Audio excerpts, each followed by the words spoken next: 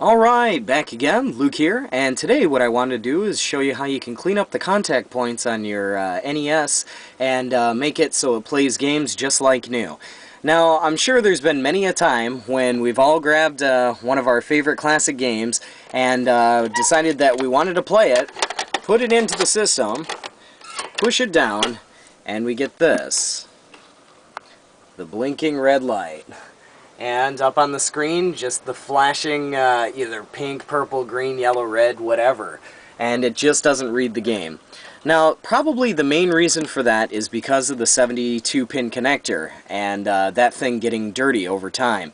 Now, it does oxidize, it does get dirt in it from dirty carts and things like that, but there's a pretty simple way that we can go about cleaning that and getting it to work just like new. So, first off, what you're going to have to do is disconnect all your connections on the side here or in the back if you use the RF. And the main, most important point to disconnect is the power. Don't want to be playing with that with the power plugged in. Once you get all that done, there are some screws on the bottom here. There is 2, 4, 6 screws, and once you take those screws out, the top part will lift off very simply.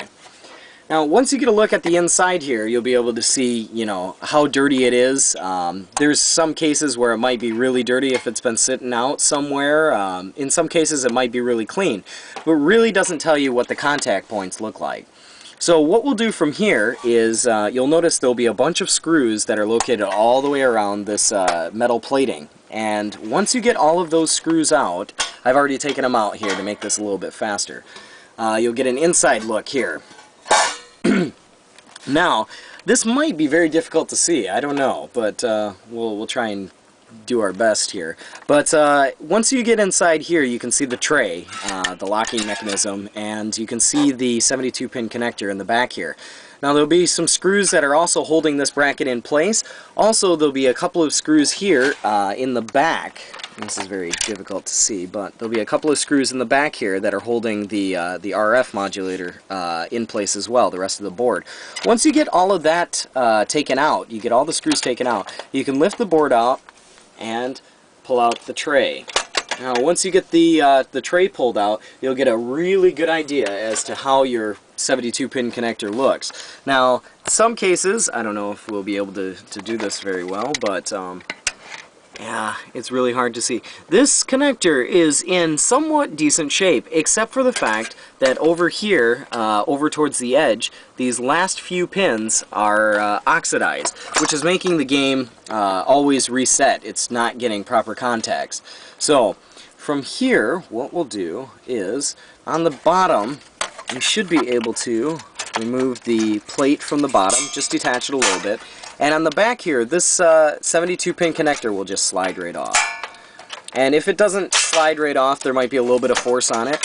And you'll get a chance to see what the board contact points look like on it. And you'll get a chance to take your 72-pin connector and remove that as well. So, put this one aside here for right now. Once we take a look at the board here, you can notice that for the most part, the pins are, somewhat decent. They don't look too bad, but if you look really close, you can see that they're not really shiny. They're kind of dull.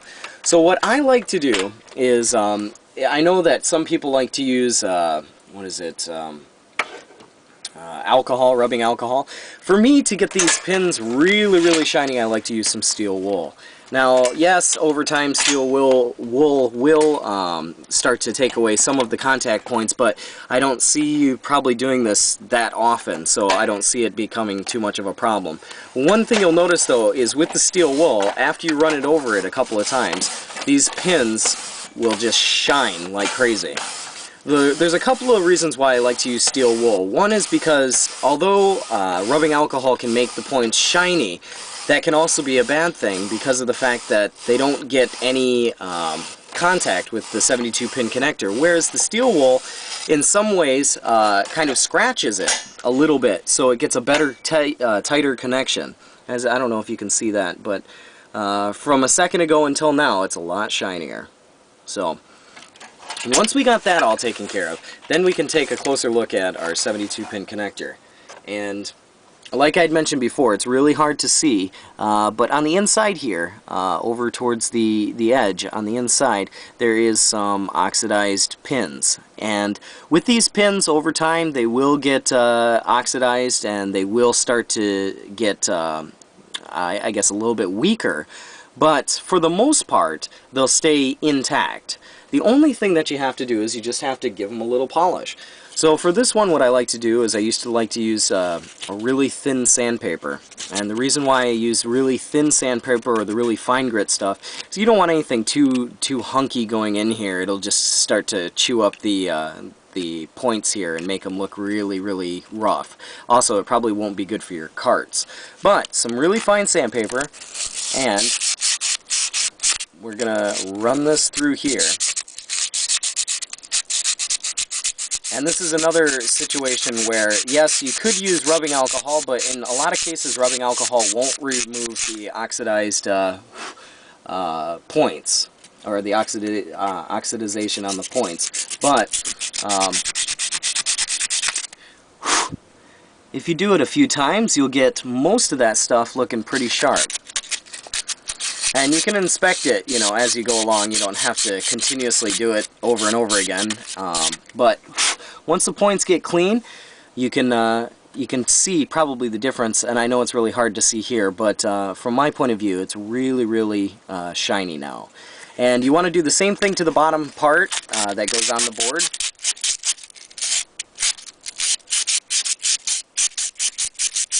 And because this one has two, you want to do the top part as well.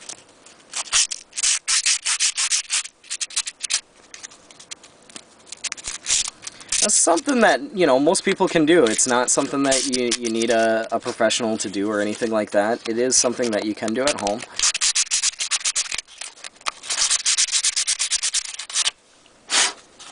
Alright, so now that we got our contact points all somewhat cleaned up here, they look a lot better than they did a few minutes ago.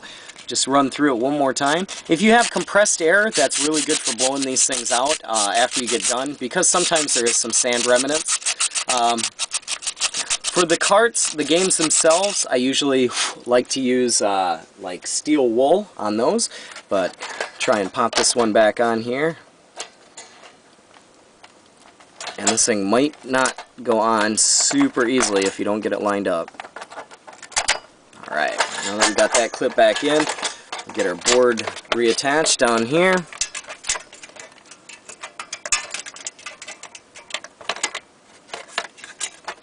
And there's some springs down here on the bottom that are kind of making contact with this bottom connection that they really didn't do too much with. Once you get that, put back in, set that back down there, put your tray back in, slide that back on there.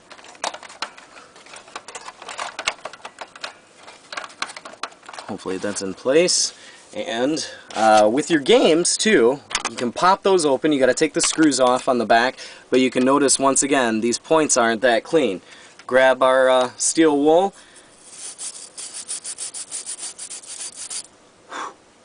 shine the contact points up a bit,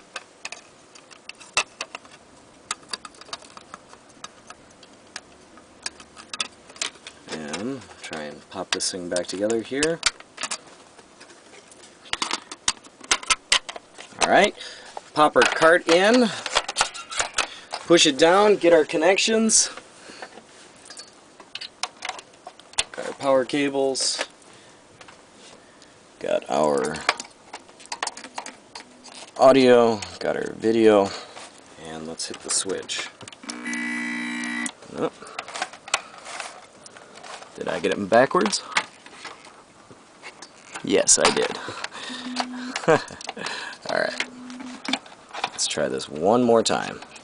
Put it backwards like this, hit our switch, and bingo. So, 10 minutes, really, you know, a quick way to do it. I'm not much of a cut and splice kind of guy as far as videos go, but you see it for yourself. Didn't have to blow in the cart at all, just pushed it back in and turn the power on it, fired up first time. So that's a really easy way to get your carts to play again on your old NES. And like always, I'll put up another video here soon, so thanks for watching.